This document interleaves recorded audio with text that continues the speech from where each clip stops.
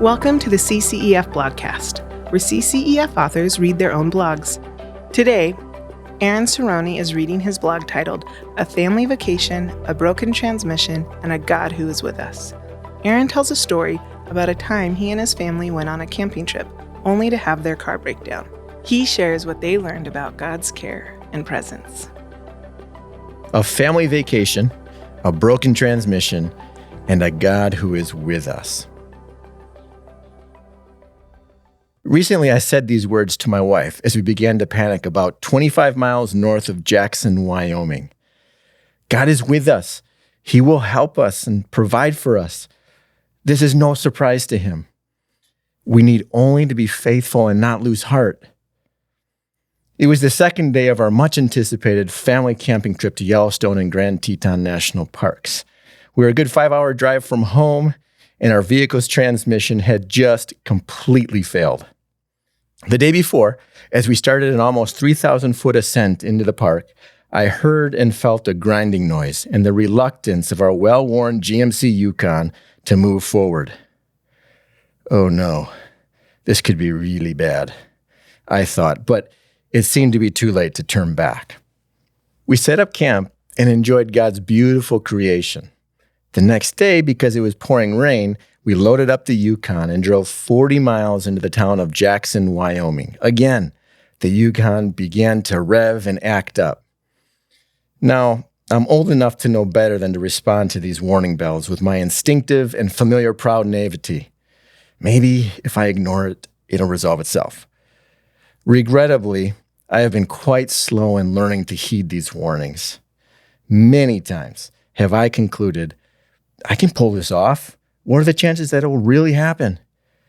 Some of the penalties have been quite inconvenient and even painful for my family and me. This is where I found myself wrestling internally. Should I tell my wife and family or pretend to act as if I'm still with them? Inside, I was a million miles away as several scenarios ran through my mind, all of them ending in, we're in trouble. But if I tell them what's going on in my mind, will it unnecessarily alarm and worry them? Will it ruin the spirit of this holiday together, our only family trip of the year? What if it's just the early signs of a weakening transmission and it's not its final gasp of life? Maybe I can nurse it through the trip and all the way home. Believe me, I've heard my wife ask, is something wrong? More times than I'd like to acknowledge. Typically, I'm churning on something, but trying to hide it from her. It is always better to beat her to the punch. Often, she interprets my quietness as frustration or irritation with her or the children. That's no good. Who would want to live with a husband and father like that? So, here goes. I shared with my wife what I'd heard and what I was concerned about. After a few thoughtful questions, she interrupted the banner in the back seat and called us to prayer. She asked several of our children to pray. I concluded with a prayer that underlined the gravity of our situation. As we drove back to our campsite, the Yukon got worse, sticking in first gear. God seemed not to answer our prayers. We were stuck and far from home. Our worrisome predictions suddenly materialized before us. Every mechanic in a 2-hour radius was booked solid for 2 weeks. Rebuilding the transmission would require an additional 2 weeks once a mechanic became available. Apart from the U-Haul, no rental company would rent us a truck to tow our camper home. And even if we could find an available U-Haul, there was no way, legally or safely, to transport a family of 7 in a box truck. As the sun set and the rain poured down upon the windshield, we sat in the car. My wife began to despair. There was truly no solution to our situation. I had no idea how the Lord would help us. But the Lord had always proved faithful. So I implored her not to give up hope and to trust that his help, not our resourcefulness or creativity, would come. Into the silent tension, I heard my son shout, "Hey, isn't that Mr. Ross?" I quickly rolled down the window to peer through the wet darkness. Indeed, my dear friend Dennis and his family were walking toward us. They had just arrived for a week-long camping trip, and as luck would have it, had selected 6 months earlier a campsite among the vast expanse of the park that was only 3 sites away from ours. "What are you guys doing here?" The absurdity of my question was obvious, but I didn't care. I was elated. The Lord had sent Dennis, who was willing to lend me his 3/4-ton pickup to help us out.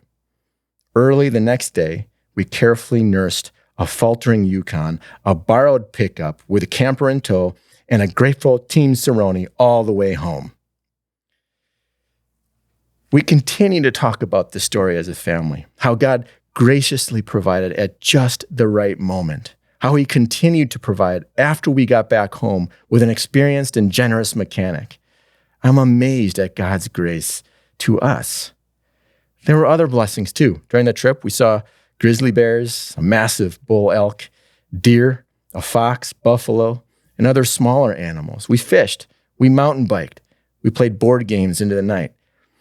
But what I think we'll remember is God's salvation and multiple generosities from family, old friends, and some new friends we made along the way. As we thought back on God's provision to our family, my wife voiced the obvious. God, if you promise to be with us and you are so immensely powerful, why would you allow the transmission to go out in the first place? Why not just let us be encouraged with a fun and restful family trip? As clear as the Teton air, the Lord gently and firmly responded with a smile. But then you would not have seen so clearly my protection and provision. It's true. Without these trials, we would not have known as much about the hand of God. Our children would not have witnessed with their own eyes his provision and active presence. Dennis and his family would have missed out on the encouragement of being used as vessels in a time of great need. Friends and family who checked in on us later would never get to hear of God's great deliverance, and we would have no story of God's compassionate mercies to share. Psalm 50:14-15 says, "Offer unto God a sacrifice of thanksgiving, and pay your vows unto the Most High, and call upon me in the time of trouble. So will I hear you, and you shall praise me." All 7 of us can say amen to that. The Christian Counseling and Educational Foundation exists to restore Christ to counseling and counseling to the church. To learn more about our mission and explore our resources, events, and online courses, visit ccef.org. Today's fun fact is about the CCF's second building, the Cookhouse. The name Cookhouse is an homage to Earl Cook, a staff member who befriended CCF's next-door neighbor. When selling the house, CCF was given right of first refusal. After a substantial remodel, the house was dedicated in 2015.